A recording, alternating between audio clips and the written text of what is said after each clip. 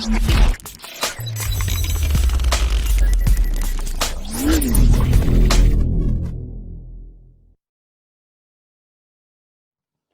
Students, welcome to this video. आज के इस वीडियो में हम चैप्टर 7 को समाप्त करने वाले हैं। जो पीछे 3 टॉपिक बचे थे उनको आज हम डिटेल में डिस्कस करेंगे। ठीक है, सबसे पहला टॉपिक होगा हमारा आज का संयोजकता। उसके बाद में हम पढ़ेंगे परमाणु आकार और लास्ट में हम पढ़ेंगे धात्विक गुण और अधात्विक गुण। तो स्टार्ट करते हैं 7.10 नंबर टॉपिक, जिसका नाम है संयोजकता यानी कि वैलेंसी। इसकी परिभाषा लिखने से पहले हम देखेंगे कि इसका निर्धारण कैसे करते हैं या फिर इसे ज्ञात किस तरह से किया जाता है। ठीक है, तो देखते हैं। तो संयोजकता का निर्धारण तत्व के परमाणु के बाह्यतम कोश में उपस्थित इलेक्ट्रॉन की संख्या की मदद से किया जाता है। तो बाह्यतम कोश में इलेक्ट्रॉन की संख्या कैसे ज्ञात करेंगे आप? सबसे पहले उस परमाणु की आपको इलेक्ट्रॉनिक संरचना बनानी पड़ेगी, जो कि मैंने आपको लास्ट के 2 वीडियोज में सिखाया था। और जो बाह्यतम कोश में उपस्थित इलेक्ट्रॉन्स होते हैं उनकी मदद से संयोजकता हम ज्ञात करेंगे। कैसे करेंगे, उसे ज्ञात करने की 2 विधियां हैं, उन विधियों को देखते हैं। सबसे पहली विधि उन परमाणुओं पर लागू होती है जिनके बाह्यतम कोश में इलेक्ट्रॉन की संख्या 4 या फिर 4 से कम हो। यह है लेस देन इक्वल टू, यानी कि 4 भी हो सकती है और 4 से कम भी हो सकती है। पहला रूल उन पर लागू होगा। और दूसरा रूल उन पर लागू होगा जिनके बाह्यतम कोश में इलेक्ट्रॉन्स की संख्या 4 से अधिक हो। जैसे कि मैं एग्जांपल लेता हूँ, 4 से कम के लिए आप ले सकते हैं यहाँ पर सोडियम, जिसके बाह्यतम कोश में ओनली 1 इलेक्ट्रॉन होता है। और उसके बाद में मैं लेता हूँ यहाँ पर मैग्नीशियम, जिसके बाह्यतम कोश में 2 इलेक्ट्रॉन। और उसके बाद में मैं लेता हूँ एल्यूमिनियम, इसके बाह्यतम कोश में होते हैं 3 इलेक्ट्रॉन्स। ठीक है, अब जिनके बाह्यतम कोश में 4 से अधिक इलेक्ट्रॉन हो तो मैं उसके लिए लेता हूं यहाँ पर नाइट्रोजन,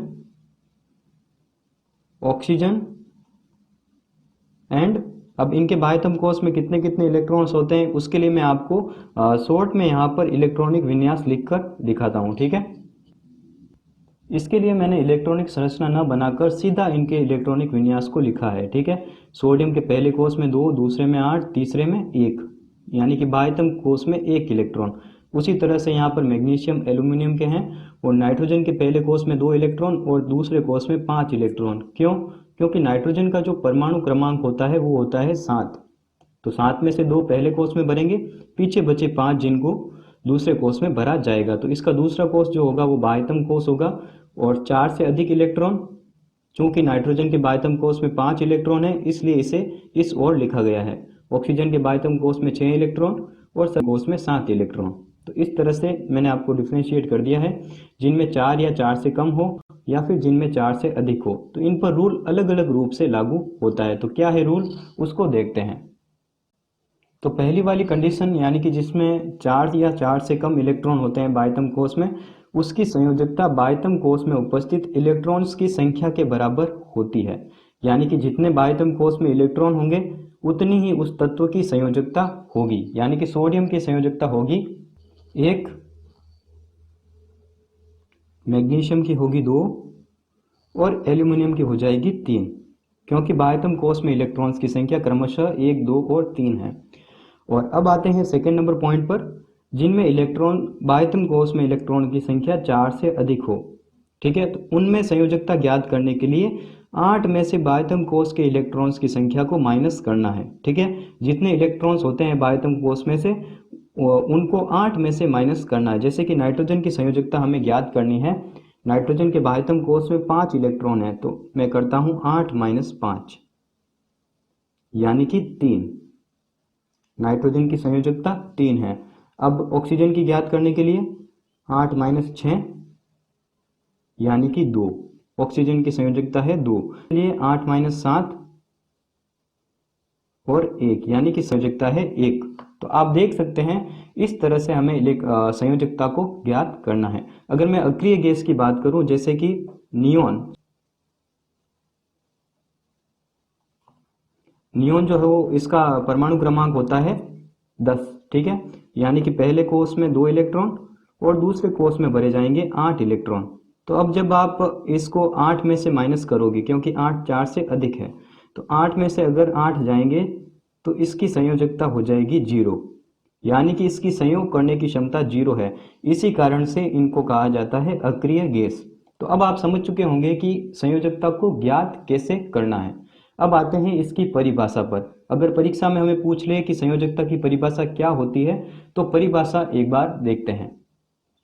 आपकी पाठ्य पुस्तक में कुल मिलाकर 2 परिभाषाएं संयोजकता की दी गई है, तो उसको समझने का प्रयास करें। ठीक है, तो सोडियम जब हाइड्रोजन के साथ क्रिया करता है तो सोडियम हाइड्राइड का फॉर्मेशन करता है। ठीक है, NaH का फॉर्मेशन करता है। इसका फॉर्मूला होता है NaH। कैसे बनता है ये आप जानते होंगे, क्योंकि सोडियम प्लस के रूप में होता है और हाइड्राइड के रूप में ये हाइड्रोजन जुड़ता है। यानी कि यहाँ पर संयोग किस प्रकार से होता है, Na प्लस होता है प्लस H माइनस, ये जुड़ करके सोडियम हाइड्राइड का फॉर्मेशन करते हैं। ठीक है, उसी प्रकार से जब हम मैग्नीशियम की क्रिया हाइड्रोजन के साथ कराते हैं तो मैग्नीशियम हाइड्राइड बनता है, जिसका फॉर्मूला होता है MgH2। फॉर्मेशन ऐसा क्यों होता है, यहाँ पर 2 हाइड्रोजन क्यों आते हैं, क्योंकि मैग्नीशियम पर हमेशा +2 चार्ज होता है। अब इसको न्यूट्रलाइज करने के लिए 2 हाइड्राइड आयन इससे ऐड होते हैं, जिसके कारण से MgH2 का फॉर्मेशन होता है। तो यहाँ पर आप देख रहे हैं कि सोडियम की संयोजकता 1 है, तो उसके साथ 1 हाइड्रोजन जुड़ रहा है, जबकि मैग्नीशियम की संयोजकता 2 है, तो उसके साथ 2 हाइड्रोजन जुड़ रहा है। तो इस आधार पर हम संयोजकता को किस प्रकार से परिभाषित करते हैं कि किसी तत्व के परमाणु से संयोग करने वाले हाइड्रोजन परमाणुओं की संख्या को ही संयोजकता कहते हैं। ठीक है, जितने हाइड्रोजन परमाणु किसी तत्व से संयोग करेंगे उतनी ही उस तत्व की संयोजकता होगी। ठीक है, इसके अतिरिक्त संयोजकता को हम एक और तरह से परिभाषित कर सकते हैं कि किसी तत्व के परमाणु से संयोग करने वाले ऑक्सीजन परमाणुओं की संख्या के आधे को संयोजकता कहते हैं। आप एक ही डेफिनेशन याद रखिए हाइड्रोजन वाली, और इससे हम एक चीज समझ रहे हैं कि संयोजकता निरूपित करती है संयोग करने की क्षमता।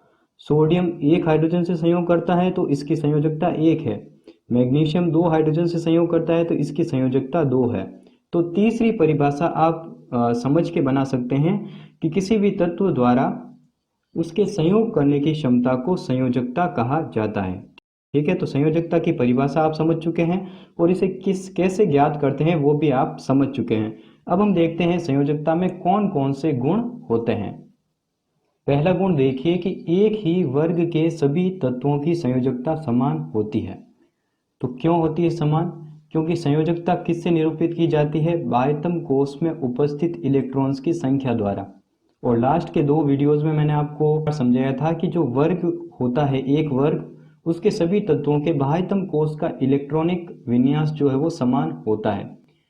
तो मैं एग्जाम्पल लेता हूँ यहाँ पर आवर्त सारणी के पहले वर्ग का। पहले वर्ग के जो सभी तत्व होते हैं उनके बाह्यतम कोश में 1 इलेक्ट्रॉन उपस्थित होता है, क्योंकि हाइड्रोजन के बाह्यतम कोश में 1 इलेक्ट्रॉन उपस्थित होता है। ठीक है, एक ही वर्ग के सभी तत्वों में समान इलेक्ट्रॉन उपस्थित होते हैं बाह्यतम कोश में। जैसे कि दूसरा वर्ग अगर देखें मैग्नीशियम वाली लाइन, तो मैग्नीशियम के बाह्यतम कोश में 2 इलेक्ट्रॉन होते हैं, तो इस वर्ग के जो सभी तत्व हैं उन सभी के बाह्यतम कोश में 2 इलेक्ट्रॉन ही उपस्थित होंगे। और वापस से आते हैं इधर की ओर, तो नाइट्रोजन के बाह्यतम कोश में 5 इलेक्ट्रॉन होते हैं, तो इस वर्ग के सभी तत्वों के बाह्यतम कोश में 5 इलेक्ट्रॉन उपस्थित होंगे। तो इस कारण से एक ही वर्ग के सभी तत्वों की संयोजकता भी समान होती है, क्योंकि संयोजकता का निर्धारण बाह्यतम कोश के इलेक्ट्रॉन की संख्या द्वारा किया जाता है।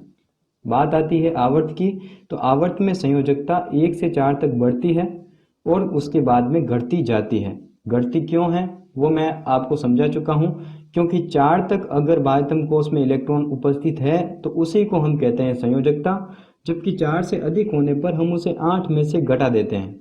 ठीक है, जैसे कि 5 इलेक्ट्रॉन है तो 5 को 8 में से घटाएंगे तो 3, 6 इलेक्ट्रॉन है तो 6 को 8 में से घटाएंगे तो 2। इस प्रकार से संयोजकता 1 से 4 तक बढ़ती है, उसके बाद में वापस से घटती जाती है। अधिकतम संयोजकता कितनी हो सकती है, 4 संयोजकता का एग्जाम्पल अगर आप देखें तो कार्बन जो होता है और कार्बन का जो वर्ग है उसकी संयोजकता 4 होती है। ठीक है, नेक्स्ट बात आती है कि जो डी ब्लॉक के एलिमेंट्स हैं और एफ ब्लॉक के एलिमेंट्स हैं, यानी कि संक्रमण तत्व और अंतः संक्रमण तत्व, इन दोनों के तत्व एक से अधिक संयोजकता प्रदर्शित करते हैं। तो इनकी जो संयोजकताएं होती है उन्हें कहा जाता है परिवर्ती संयोजकता। क्योंकि इनकी संयोजकता एक से अधिक होती है, बदलती रहती है। इस कारण से ये डी और एफ ब्लॉक के एलिमेंट परिवर्ती संयोजकता प्रदर्शित करते हैं। ठीक है, तो मैं वापस से शॉर्ट में एक बार रिवाइज करता हूँ संयोजकता टॉपिक को। सबसे पहले हमने देखा कि संयोजकता को ज्ञात करने के लिए मेन रोल होता है बाह्यतम कोश में उपस्थित इलेक्ट्रॉन्स का। इसको ज्ञात करने के दो तरीके होते हैं, जिनमें 4 से कम या 4 के बराबर इलेक्ट्रॉन्स होते हैं उनमें संयोजकता इलेक्ट्रॉन्स की संख्या के बराबर होती है, जबकि वे तत्व जिनमें 4 से अधिक इलेक्ट्रॉन्स होते हैं उनमें संयोजकता को 8 में से इलेक्ट्रॉन की संख्या को घटाकर ज्ञात किया जाता है। और संयोजकता की परिभाषा अगर आपसे पूछी जाए तो आप कह सकते हैं कि किसी तत्व के साथ संयोग करने वाले हाइड्रोजन परमाणुओं की संख्या को संयोजकता कहते हैं, क्योंकि सोडियम की संयोजकता 1 होती है और हाइड्रोजन उसके साथ 1 ऐड होता है, जबकि मैग्नीशियम की संयोजकता 2 है और हाइड्रोजन भी उसके साथ 2 ऐड होता है। उसी के साथ मैंने आपको दूसरी परिभाषा बताई थी कि किसी भी तत्व के साथ संयोग करने वाले ऑक्सीजन परमाणुओं की संख्या के आधे को उस तत्व की संयोजकता कहा जाता है। उसके बाद में हमने देखे इस संयोजकता के गुण। पहला गुण था कि एक ही वर्ग के सभी तत्वों की संयोजकता समान, क्योंकि एक ही वर्ग के सभी तत्वों के बाह्यतम कोश में उपस्थित इलेक्ट्रॉनों की संख्या समान होती है। आवर्त में संयोजकता 1 से 4 होती है, 4 अधिकतम संयोजकता होती है, उसके बाद में संयोजकता वापस से घटती जाती है। डी और एफ ब्लॉक के एलिमेंट्स परिवर्ती संयोजकता प्रदर्शित करते हैं। तो इसी के साथ हमारा संयोजकता वाला पोर्शन जो है वो कंप्लीट होता है। बढ़ते हैं नेक्स्ट पॉइंट की ओर। नेक्स्ट पॉइंट 7.11 नंबर पॉइंट है, जिसका नाम है परमाणु आकार।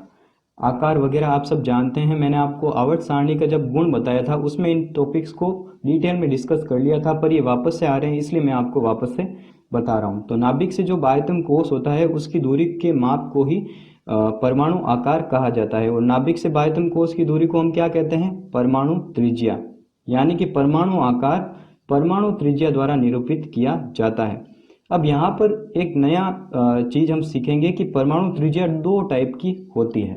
पहला टाइप होता है इसका सहसंयोजक त्रिज्या और दूसरा टाइप होता है इसका वान डेर वाल त्रिज्या। तो इन 2 त्रिज्याओं के बारे में हम समझेंगे और देखेंगे कि कौन सी त्रिज्या बड़ी होती है और कौन सी त्रिज्या छोटी होती है। तो सबसे पहले हम देखते हैं सहसंयोजक त्रिज्या। उससे पहले आपको पता होगा कि सहसंयोजक बंध कब बनता है? जब 2 परमाणु आपस में इलेक्ट्रॉन को साझा करते हैं। साझा करने का मतलब है कि दोनों अपने अपने इलेक्ट्रॉन देते हैं और बंध का निर्माण करते हैं। जैसे कि आप यहाँ पर चित्र में देख सकते हैं, मैं हाइड्रोजन के 2 परमाणु लेता हूँ और उनके बीच में सहसंयोजक बंध का निर्माण करता हूँ। तो प्रत्येक हाइड्रोजन अपना एक एक इलेक्ट्रॉन दोनों के बीच में साझा करता है और बंध का निर्माण करता है। इस बंध को कहा जाता है सहसंयोजक बंध।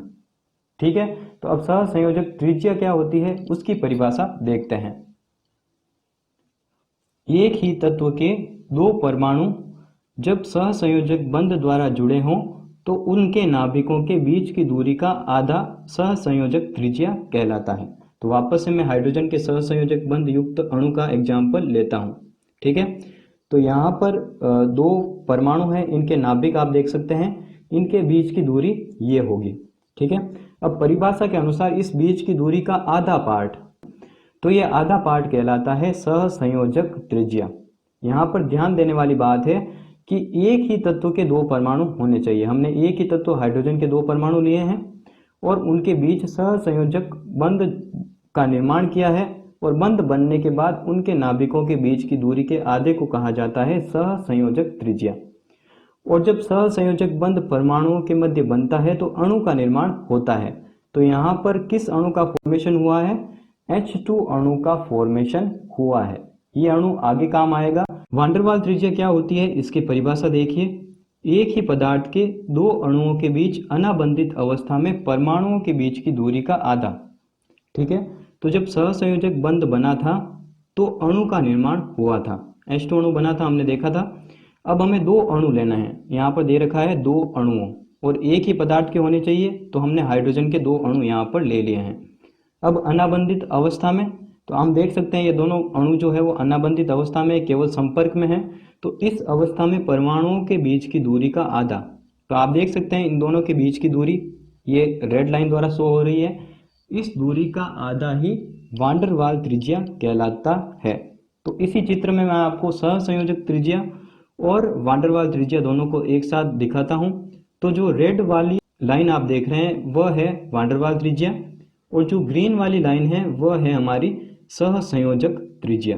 तो साइज के हिसाब से अगर आप देखें तो वान डेर वाल त्रिज्या सहसंयोजक त्रिज्या से अधिक होती है, क्योंकि वान डेर वाल त्रिज्या में ओवरलैपिंग वाला पार्ट नहीं आता। ठीक है, तो एक चीज हमें यहाँ पर याद रखनी है कि वान डेर वाल त्रिज्या का मान सहसंयोजक त्रिज्या से अधिक होता है। तो परमाणु आकार आपने समझा। परमाणु आकार का निर्धारण हम परमाणु त्रिज्या द्वारा करते हैं। परमाणु त्रिज्या दो प्रकार की होती है, सहसंयोजक त्रिज्या वान डेर वाल त्रिज्या, और वान डेर वाल त्रिज्या सहसंयोजक त्रिज्या से अधिक होती है। यहाँ तक का पाठ उम्मीद है आप समझ चुके होंगे। अब देखते हैं कि परमाणु आकार या फिर परमाणु त्रिज्या में कौन कौन से गुण होते हैं। हालांकि इसके बारे में हम डिटेल में पढ़ चुके हैं, पर टॉपिक वापस से रिपीट हो रहा है तो मैं वापस से बता रहा हूँ कि वर्ग में जब हम ऊपर से नीचे जाते हैं तो आकार बढ़ता है। क्यों बढ़ता है? क्योंकि कोषों की संख्या में वृद्धि होती है, आप सबको याद होगा। और आवर्त में जब हम बाएं से दाएं ओर जाते हैं तो प्रभावी नाभिकीय आवेश बढ़ता है, जिसके कारण आकार में कमी देखने को मिलती है। ठीक है, अगर आप इन चीज़ों को नहीं समझ पा रहे हैं, पहली बार इस वीडियो को देख रहे हैं, तो पीछे वाला वीडियो आप जरूर देखें, तभी आप इन चीज़ों को आपस में रिलेट कर पाएंगे। इन चीज़ों के बारे में मैंने आपको डिटेल में एक्सप्लेन किया है, तो उनको एक बार देखिए, फिर इस वीडियो को आप देखिए। अब हम बढ़ते हैं आज के लास्ट टॉपिक, यानी कि 7वें चैप्टर का लास्ट टॉपिक, जिसका नाम है धात्विक गुण और अधात्विक गुण। अभी के लिए मैं ये मानकर चल रहा हूँ कि जो भी चीज़ें मैंने आपको पहले पढ़ाई है उसको आप वापस से रिपीट कर रहे हैं, उसको समझने की कोशिश कर रहे हैं, तभी आप इस टॉपिक को समझ पाएंगे। ठीक है, तो धात्विक गुणों की अगर बात करें तो तत्व द्वारा इलेक्ट्रॉन त्याग कर धनायन बनाने की प्रवृत्ति को धात्विक गुण कहा जाता है। इसका क्या मतलब हुआ कि अगर कोई परमाणु आसानी से इलेक्ट्रॉन त्याग करता है और धनायन का निर्माण आसानी से करता है तो वो धातु होगा या फिर उसमें धात्विक गुण उपस्थित होंगे। अब बात करते हैं कि वर्ग में ऊपर से नीचे जाने पर क्या होगा, तो आप रिकॉल करने का प्रयास करना। जब हम वर्ग में ऊपर से नीचे जाते हैं तो कोष की संख्या बढ़ती है। ठीक है, कोष की संख्या बढ़ती है। कोष की संख्या बढ़ने के कारण परमाणु का आकार भी क्या होता है? बढ़ता है। आकार बढ़ने के कारण नाभिक से बाह्यतम कोष के इलेक्ट्रॉन की दूरी, नाभिक से बाह्यतम कोष इलेक्ट्रॉन की दूरी बढ़ती है। ठीक है, अब दूरी बढ़ रही है यानी कि नाभिक का आकर्षण बल बाह्यतम कोष के इलेक्ट्रॉन पर कम लग रहा है, तो यहां पर क्या होगा कि इलेक्ट्रॉन को निकालना आसान होगा, इलेक्ट्रॉन आसानी से निकलेगा, आसानी से रिमूव होगा। तो आप पैटर्न समझ चुके होंगे। कोष की संख्या बढ़ने पर आकार बढ़ता है, आकार बढ़ने पर नाभिक से बाह्यतम कोष की दूरी बढ़ती है, जिसके कारण इलेक्ट्रॉन आसानी से रिमूव होता है, यानी कि धनायन का निर्माण आसानी से होता है, यानी कि धनायन बनाने की प्रवृत्ति बढ़ती है। तो वर्ग में ऊपर से नीचे जाने पर क्या होगा? धात्विक गुण बढ़ेगा, धात्विक गुण बढ़ेगा।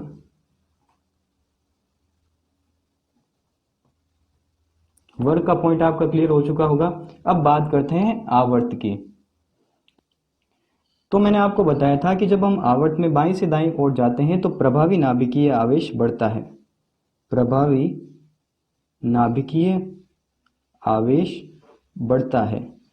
प्रभावी नाभिकीय आवेश बढ़ेगा यानी कि नाभिक का आकर्षण बल बढ़ेगा, तो आकार में कमी होगी, आकार में कमी होगी।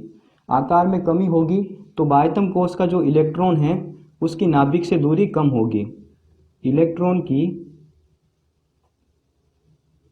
नाभिक से दूरी कम,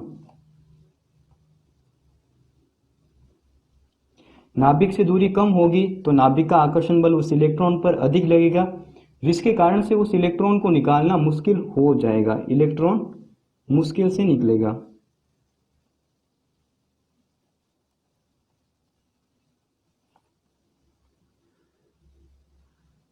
जब हम आवर्त में बाईं से दाईं ओर जाएंगे तो इलेक्ट्रॉन त्याग कर धनायन बनाने की प्रवृत्ति कम होगी और धनायन बनाने की प्रवृत्ति को क्या कहते हैं? धात्विक गुण, यानी कि धात्विक गुण कम होगा।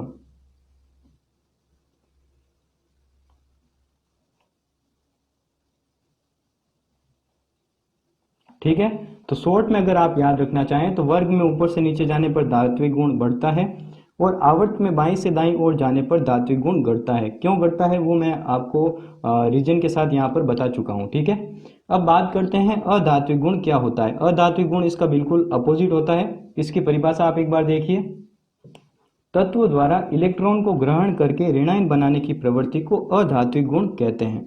यानी कि जब इलेक्ट्रॉन आसानी से जुड़ेगा तो उसमें अधात्विक गुण अधिक होंगे और इलेक्ट्रॉन मुश्किल से जुड़ेगा तो उसमें अधात्विक गुण कम होंगे। ठीक है, तो अब बात करते हैं वर्ग की।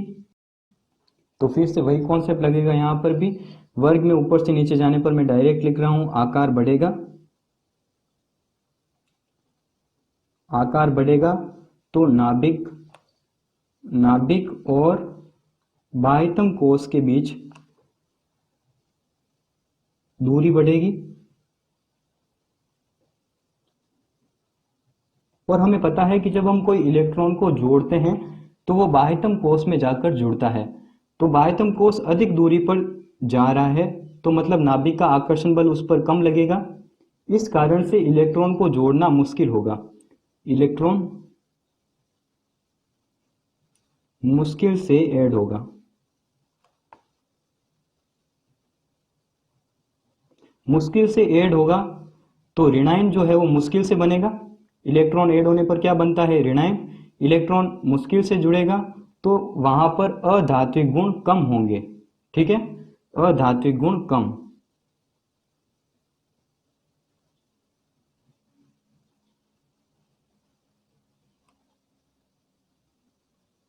ठीक है, यानी कि वर्ग में ऊपर से नीचे जाने पर अधात्विक गुण कम होते हैं क्योंकि इलेक्ट्रॉन मुश्किल से ऐड होता है। ठीक है, अब बात करते हैं आवर्त की। आवर्त की बात करें तो आवर्त में बाईं से दाईं ओर जाने पर आकार घटता है। आकार घटता है जिसके कारण बाह्यतम कोश से जो नाभिक की दूरी होती है वो घटती है और दूरी जब घटेगी यानी कि बाह्यतम कोश जिसमें हम इलेक्ट्रॉन जोड़ने वाले हैं वो नाभिक के अधिक पास है, यानी कि नाभिक का आकर्षण बल उस पर अधिक लगेगा तो इलेक्ट्रॉन जो है वो आसानी से जुड़ेगा। इलेक्ट्रॉन आसानी से ऐड होगा। इलेक्ट्रॉन के ऐड होने पर क्या बनता है? ऋणायन। यानी कि ऋणायन जो है वो आसानी से बनेगा। ऋणायन बनने की प्रवृत्ति अधिक होगी यानी कि अधात्विक गुण अधिक होगा। अधात्विक गुण अधिक।